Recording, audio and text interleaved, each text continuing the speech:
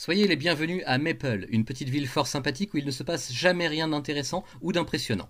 Oliver Leif vient d'arriver en ville et sa première journée au lycée se déroule exactement comme votre pire cauchemar d'adolescent timide et réservé. Il se fait remarquer de la plus mauvaise des façons par les ados populaires, se prend la tête avec les professeurs et pour couronner le tout se retrouve dans des plans foireux dont il n'a pas la moindre idée de comment ils se sont formés autour de lui. Le lycée, cette période magique où tout semble possible, où les horizons s'ouvrent en grand pour accueillir les jeunes espoirs de la nation. Sauf à Maple, où le mot d'ordre est le bien commun avant tout et au-dessus de tout. Rien ne doit sortir du cadre, aucun clou ne doit dépasser de la planche, tout doit être parfait et rigoureusement égal, sans aucune excellence, sans aucune perspective d'avenir, juste la satisfaction de servir un idéal plus grand incarné par le charismatique nouveau proviseur de l'établissement. La masse prime sur l'individu, sauf quand l'individu est à la tête de la masse, évidemment. Oliver a un petit secret. Depuis une mystérieuse épidémie qui semble avoir frappé le monde entier, il détient des super-pouvoirs. Pour de vrai, il peut déployer une énergie considérable tapie au fond de son organisme et qui permet de pratiquement tout faire. Vitesse, force, vol, endurance. Ah non, sur ce dernier point en revanche il y a un petit problème. Les pouvoirs et leur énergie disparaissent au bout de 10 minutes à peine d'utilisation et il faut une journée complète pour les recharger. Pas cool quand on se retrouve confronté à des menaces d'ampleur inédite et que l'on doit sauver les innocents alors même que tout ce dont on rêve, c'est une journée tranquille à passer inaperçue. Comble de malchance, Oliver a grillé dès le départ son identité secrète auprès de la seule fille du bahut qui l'intéresse depuis le premier jour, mais qui semble déterminée à le démasquer en direct live sur sa chaîne de réseau social préférée, juste pour l'amour des likes et de la popularité. Quand je vous disais que c'était pas la joie. Si l'on ajoute à tout ça un père disparu, une mère au bord de la dépression et totalement dépassée par la situation, un grand frère hyper populaire qui n'aime pas trop le voir traîner à ses côtés devant tout le monde, et une joyeuse bande d'amis un peu loufoques, on comprend vite que la vie d'Oliver Leif est loin d'être un long fleuve tranquille. Si en plus de ça viennent se rajouter à l'équation des super vilains et des créatures étranges qui en veulent clairement à sa peau et à celle de ses proches, là ça devient vraiment infernal.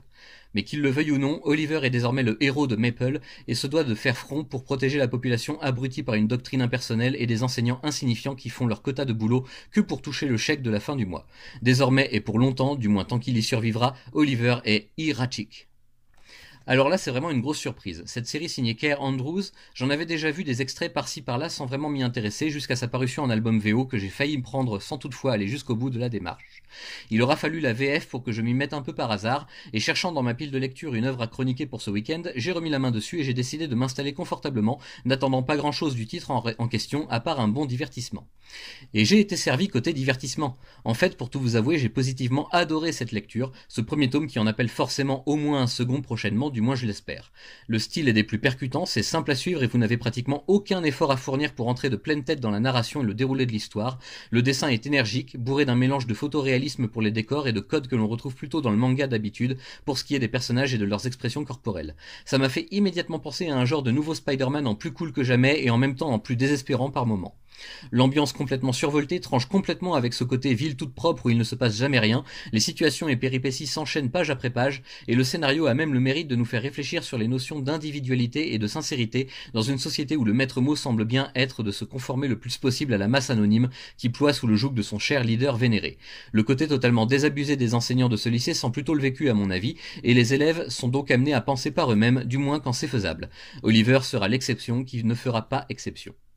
Je ne devrais peut-être pas vous le dire comme ça, mais en fait, dans mon fort intérieur, j'ai rapproché cette lecture de Erratic avec les souvenirs de mon visionnage compulsif du dessin animé Danny Phantom de Butch Hartman durant mon adolescence. Il y a cette même vibe très orientée jeunesse, mais en même temps avec une réflexion assez adulte et un regard en arrière parfois assez cynique, le tout enrobé dans de l'action et des rebondissements incessants et des personnages attachants ou au contraire fortement déplaisants à l'envi. Hasard total ou recherche personnelle de votre part, je ne peux en tout cas que vous conseiller vivement cette lecture, donnez sa chance à Erratic et aux éditions Black River qui soutiennent ce titre de chez Awa. Les éditeurs indépendants se bougent pour nous dégoter de petites pépites dans tous les genres imaginables et ce serait vraiment dommage de passer à côté, surtout que ça ne coûte pas très cher par rapport aux grosses sorties des éditeurs majeurs du marché. Qui sait, peut-être que cet anti-héros qui ne paye pas de mine sera le futur grand de demain.